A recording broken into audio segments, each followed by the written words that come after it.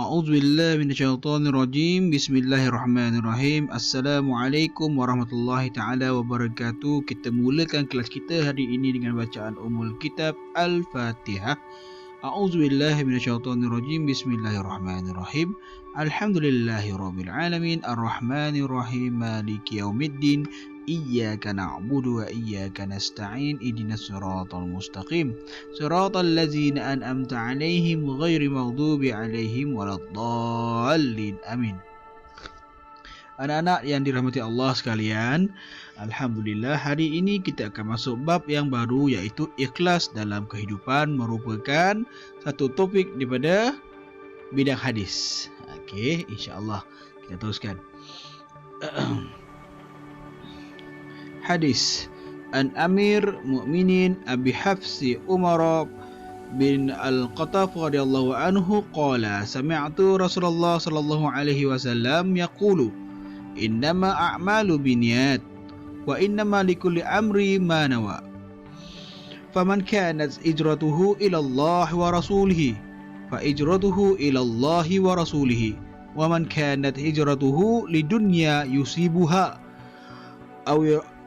aw imraati yankihuha fa ijratuhu ila ma hajara ilaihi. Muttafaqun alaih.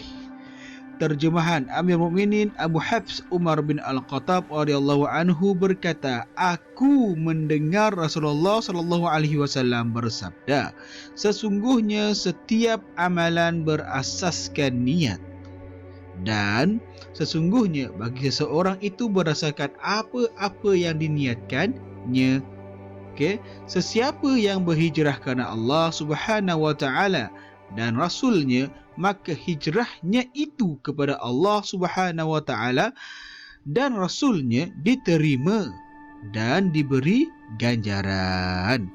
Dan sesiapa yang berhijrah kerana tujuan keduniaan yang ingin diperolehinya, ia akan mendapatnya.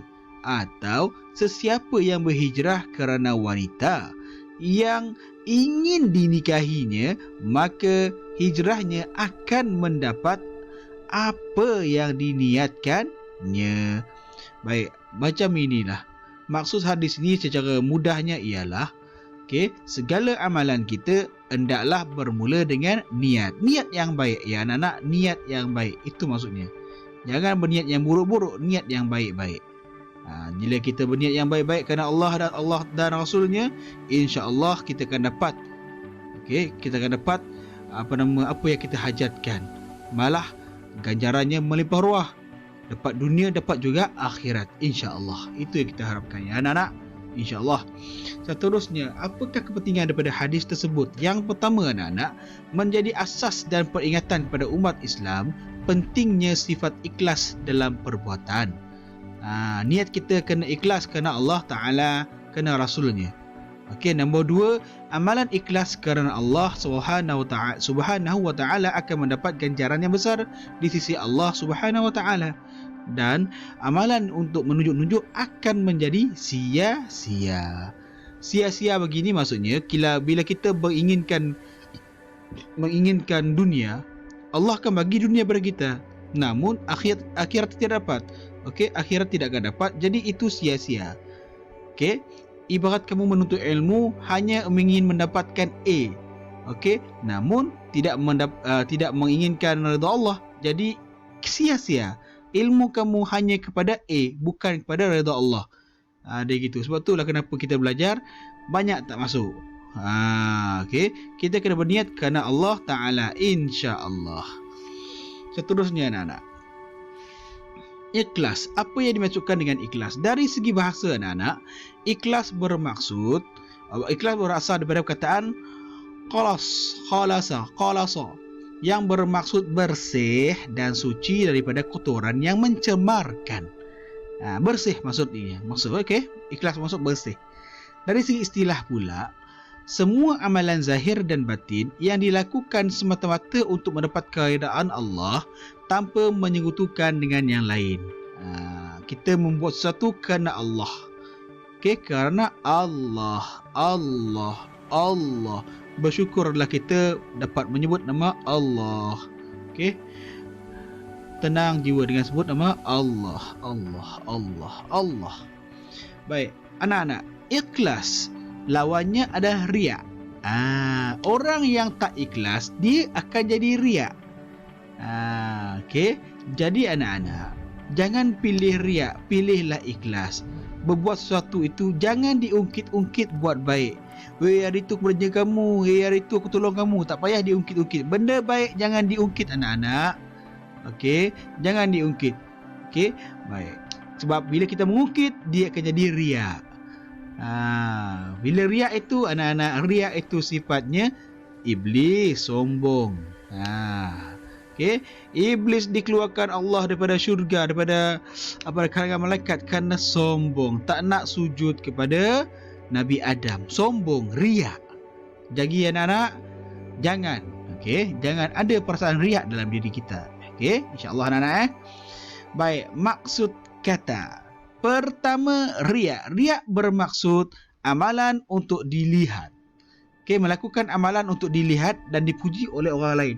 Buat sesuatu untuk dilihat oleh orang lain. Itu namanya riak. Menunjuk-nunjuk. Nombor 2 anak-anak, sum'ah.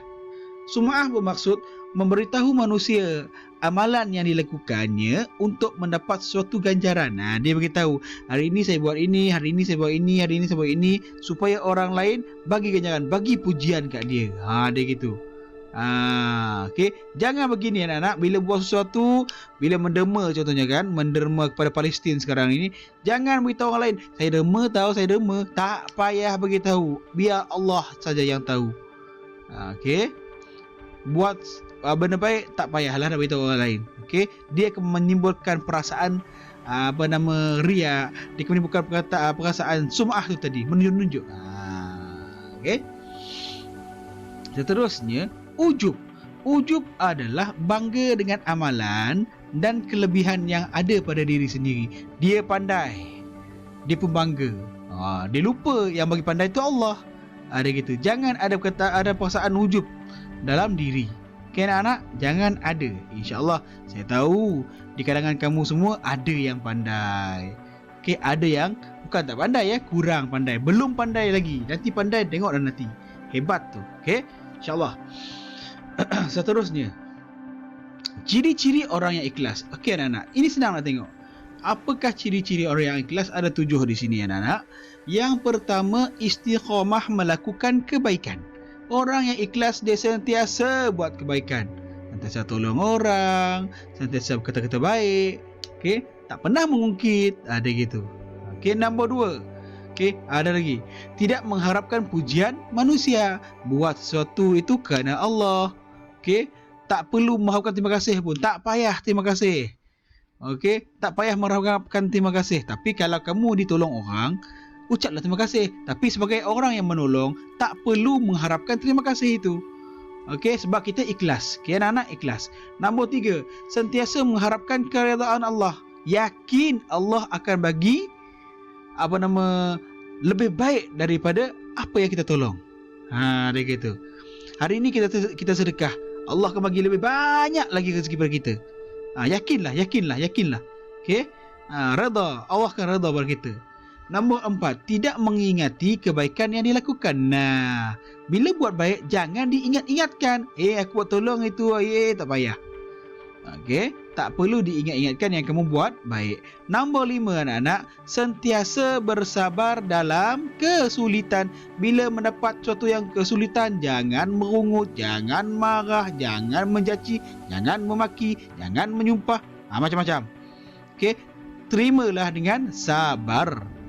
Okey, nombor 6, tidak menghiraukan kejian manusia. Walaupun ramai orang mengata kita, biarkan. Mulut orang mana boleh tutup, biarkan. Kalau kita melawan, samalah kita dengan dia. Okey, nombor 7, mengharapkan ganjaran pahala di akhirat. InsyaAllah, bila kita orang yang ikhlas, kita sabar, kita buat baik, okey, InsyaAllah mendapat ganjaran pahala di akhirat kelak. InsyaAllah. Seterusnya, Ini ada sedikit aktiviti untuk anak-anak ya. Aktiviti boleh buat. Sikap suka menghibahkan kebaikan yang dilakukan di media sosial semakin menular dalam masyarakat. Bincangkan kebaikan dan keburukannya. Okey. Ramai orang sekarang suka memberitahu pada kita orang lain dalam YouTube ke, dalam Facebook ke, Instagram ke, hari ini aku tolong orang, hari ini aku tolong orang, hari ini aku tolong orang. Okey. Bincangkan kebaikannya dan bincangkan keburukannya. Ada baik ke, ada keburuk. Okey. Bincangkan. Okey, saya tak kata memberitahu orang lain tu buruk, tidak. Okey, kadang-kadang macam contoh Ustaz Ibn Liu, apa yang dia buat tu bagus, membantu orang lain, dan dia mengharapkan bila dia menunjukkan dia yang dibantu orang lain tu, dia mengharapkan orang lain pun akan buat benda yang sama. Itu harapan dia. Yang itu kita nak.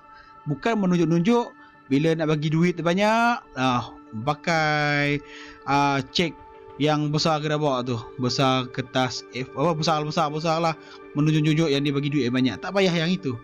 Okey, anak-anak, kaji anak-anak, bagi tahu, buat kerja, apa kebaikan, apa keburukannya,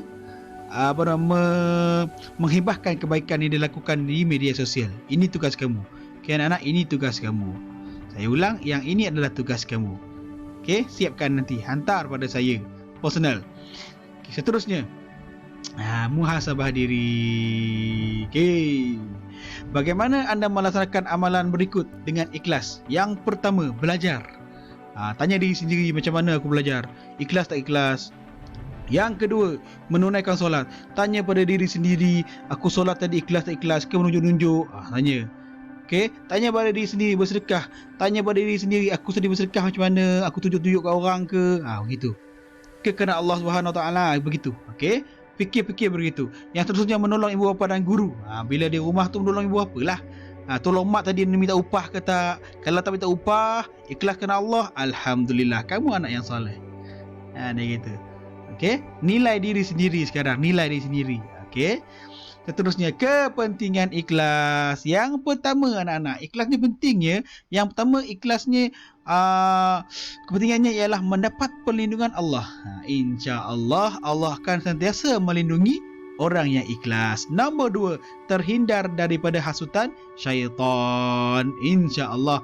Nombor 3, diangkat darjatnya dan martabat oleh Allah Ta'ala. Allah akan angkat darjat kita. Nombor 4, okey, amal ibadat diterima oleh Allah Subhanahu Wa Taala. Nombor 5, doanya akan dimabulkan oleh Allah Taala. InsyaAllah orang ikhlas ni Allah akan mabulkan doanya. Dan nombor 6, hidup menjadi tenang dan tentera. Orang yang ikhlas hidupnya akan sentiasa tenang, InsyaAllah. Seterusnya anak-anak, pengajaran hadis. Apa yang kita dapat pada hadis tadi ya Allah? Ialah pertama, umat Islam hendaklah berniat kerana Allah dalam setiap amalan untuk mendapat keridaan Allah. Nombor 2, umat Islam hendaklah meyakini bahawa Allah Ta'ala akan memberikan ganjaran kepada hambanya yang ikhlas. Kita hendaklah melakukan ibadah dengan niat yang ikhlas agar ibadah kita diterima oleh Allah Ta'ala. Dan nombor 4, kita hendaklah menjauhi sifat riak dan ingin menunjuk-nunjuk agar amalan kita tidak sia-sia, InsyaAllah. Inilah pengajaran hadis. Okey, selesai. Semoga semuanya menjadi Muslim yang bijaksana. Amin ya Rabb. Amin, amin, amin. Okey, jangan lupa ini tugasan kamu. Aktiviti sikap suka menghibahkan kebaikan yang dilakukan di media sosial semakin menular dalam masyarakat. Bincangkan kebaikan dan keburukannya. Jangan lupa ya. Okey, salam pada mak ayah semua. InsyaAllah kita tutup kelas kita hari ini dengan tasbih kifarah dan suratul As. Subhanakallah wa bihamdi, asyhadu an la ilaha illa ant, astaghfiruka wa atubu ilaih. Bismillahirrahmanirrahim. Wal asri innal insana lafi khusr illa allazina amanu wa amilus solihat wa tawasaw bil haqq wa tawasaw bis sabr. Assalamualaikum warahmatullahi taala wabarakatuh. Sallu ala nabi. Allahumma salli ala sayidina Muhammad wa ala ali sayidina Muhammad.